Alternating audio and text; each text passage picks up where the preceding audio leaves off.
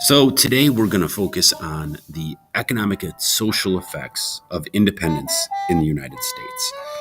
So, four major economic impacts or effects was essentially the economic situation that the United States ended up being put in. Ultimately, being a country that was pretty much totally reliant on the British Navy and boats and fleets for protection as well as for trade, they completely were put in a point where they were full of debt, nearly $100 million in debt, um, really with no major trading partner, and ultimately put in a position where they had to completely take control of their own trading system.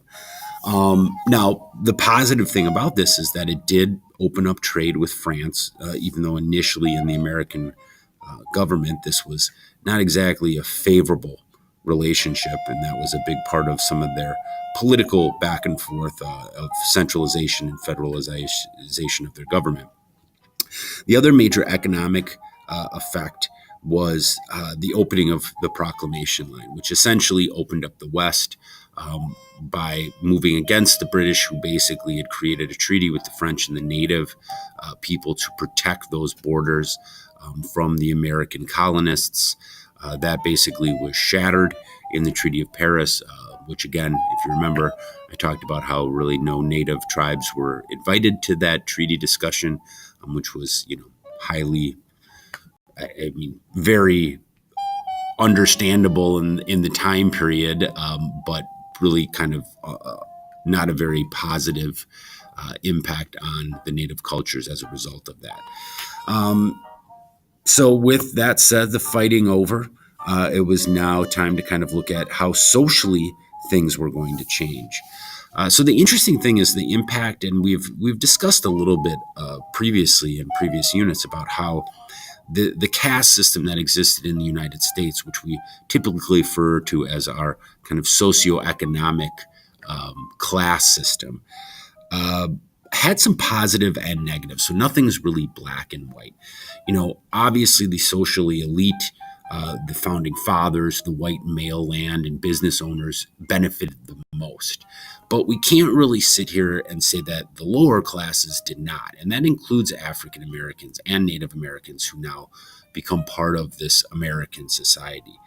While the upper class gained all the powers, the Constitution that would come out of this definitely opened the door and the opportunity to those lower class people who didn't benefit from land ownership or education to get those opportunities. And a great example of this is Shays' Rebellion. I mean, this was an example of the people who were fighting the war, the actual soldiers standing up and saying, hey, look, like, we risked our lives for you. You need to give us the opportunity. And the Constitution created a federal government and authority figure that would be eventually used to improve and then overall create a civil liberties opportunity for all Americans. And ultimately, I think that's probably one of the greatest social effects of this independence movement. The one that, typically most Americans kind of fall back on. This is the land of opportunity. But we can't go back on the fact that the gains were much better for the wealthy. The wealthier got wealthier, and while there were opportunities for the tradesmen, the foot soldiers, they were very small, and they took a long time to advance. And really, even though they didn't advance very quickly, they did much more than the natives because the British had basically been on their side. However, they definitely were not going to see the benefits of that independence at all because, within 50, 60 years, the United States has completely taken over the entire North American continent, minus the line above the Great Lakes, which would eventually become Canada. So finally, I think we've discussed this a lot. In second trimester, we'll really get into some more information about slavery. So this becomes one of the major kind of socioeconomic impacts of the war in the U.S. as a result of independence. Politically, they remained divided. They kind of forgot about the issue, fought the war. The British played a significant role in this, and I think a lot of people don't know a little bit about how influential the British were in trying to free slaves from the South.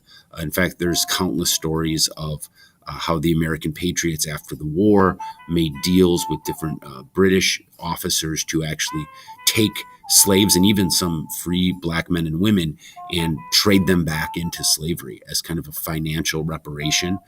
And a lot of this economic warfare essentially ended up with a very negative impact on what would become the slave system in the South. But there was a positive element to this because there were a lot of African Americans who did end up leaving slavery and actually ended up in the North in Canada. And ultimately, that led to the creation of what would eventually become the Underground Railroad. So, I mean, obviously, like you're kind of putting a positive with a negative. But the reality is that 7 of 13 colonies would abolish slavery, and yes, that division that would be maintained in the South would continue.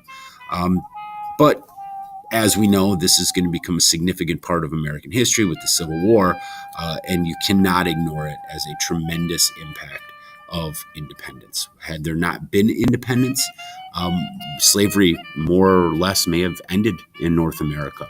It was pretty much on its way of getting there. So interestingly enough, the creation of the United States extended the life and the institution of slavery a little bit longer. So with that said, we're going to get into a little bit more after this on the impact on the various South American countries.